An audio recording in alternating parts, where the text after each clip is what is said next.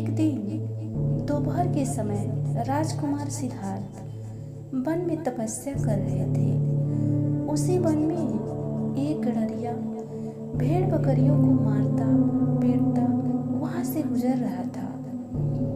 भेड़ों की दशा देखकर सिद्धार्थ ने गडरिये से पूछा, भाई, तुम इन मूक प्राणियों को बुरी तरह मारते हुए कहाँ ले जा रहे हो? गडरिया बोला, आज राजा बिंबिसार के महल में एक बहुत बड़ा यज्ञ हो रहा है। वहाँ इन सबकी बलि दी जानी है। मुझे वहाँ ठीक समय पर पहुँचना है, इसलिए मैं इन्हें लेकर राजा के महल जा रहा हूँ।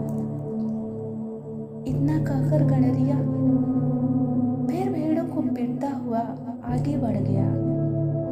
सिद्धार्थ भी उसके पीछे पीछे राजा के महल तक पहुंच गए। जैसे ही बधिक ने बलि देने के लिए तलवार उठाई, दूर से आवाज आई, ठहरो, हिंसा मत करो। सब लोग साधु वेशधारी सिद्धार्थ को आश्चर्य से देखने लगे। सिद्धार्थ राजा के पास आकर बोले, राजन, यह कैसा यज्ञ है जिसमें मुक्त पशुओं का वध किया जा रहा है? इस यज्ञ के देवता कैसे हैं जो निर्दोष जानवरों को खून से ही प्रसन्न होते हैं? खून पीकर न तो देवता प्रसन्न होते हैं और न ही मनुष्य को मोक्ष मिलता है, उल्टा वह पाप का भागीदार बन जाता है। दीन दुखियों को निस्वार्थ सेवा, अहिंसा तथा धर्म ही मनुष्य के मोक्ष का द्वार है। सिद्धार्थ की बात का राजा पर गहरा प्रभाव पड़ा। उसने तुरंत सभी भेड़ बकरियों को स्वतंत्र कर दिया और सिद्धार्थ को प्रणाम कर उनका आदर सत्कार किया। एक बार महात्मा बुद्ध अपने एक शिष्य पर प्रसन्न होकर उसे पारसमणि देने का वचन दिया। नियत स्थान पर बुलाकर बुद्ध ने शिष्य को उस स्थान पर खुदाई करने को कहा। खोदने पर वहां एक लोहे की डिब्बी मिली। बुद्ध ने शिष्य को बताया कि इसी में वह पारसमणि है जो किसी भी धातु से छूने पर उसे सोने में बदल देगी। शिष्य ने काफी अध्ययन किया था। उसने सोचा कि यदि डिब्बी में पारस पत्थर होता तो वह कम से कम यह लोहे की डिब्बी तो सोने की बना ही गई होती। इसलिए बुद्ध के विदा होते ही उसने वह डिब्बी को बेकार जानकर फेंक दी। जमीन पर गिरने से डिब्बी खुल गई और उसमें रखा हुआ पत्थर छिटक कर कहीं खो गया। लेकिन छिटकते समय उसका स्पर्श डिब्बी की बाहरी सतह से हो गया। डिब्बी सोने की हो गई।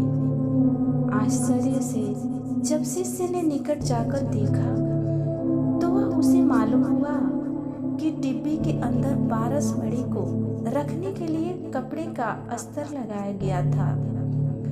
इसलिए उसका सीधा स्पर्श डिब्बी से नहीं हो पाया था और वह सोने की नहीं बन पाई थी।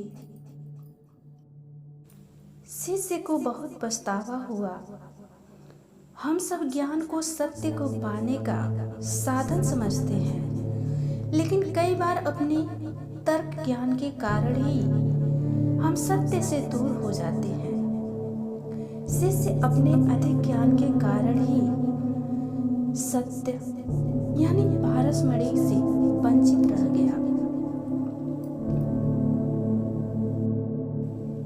महात्मा बुद्ध ने अपनी कुटिया नगर से दूर वीरानी में बना रखी थी। वहीं वे अपनी तप साधना में लगे रहते थे।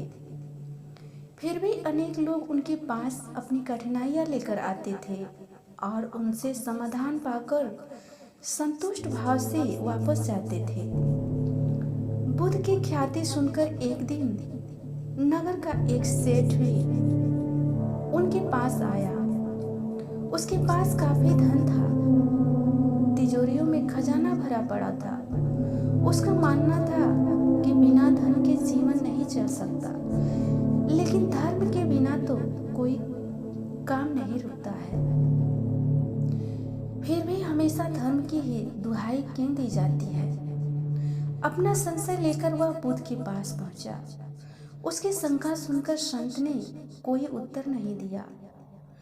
उत्तर की प्रतीक्षा में सेठ कुटिया में ही रुक गया। रात हुई, दीपक जलाया गया। धीरे धीरे रात गहराने लगी। सेठ ने पूछा, तथागत, दीपक क्यों जल रहा है? मुझे उजाले में नींद नहीं आ रही है। यह और कब तक चलेगा? बुद्ध ने कहा, जब तक अंधेरा रहेगा। सेठ बुद्ध का मुंह देखने लगा। तब बुद्ध ने समझाया, इस दीपक की तरह धर्म की भी जरूरत है, क्योंकि जगत में अधर्म है। जब तक अधर्म रहेगा तब तक धर्म की जरूरत बनी रहेगी।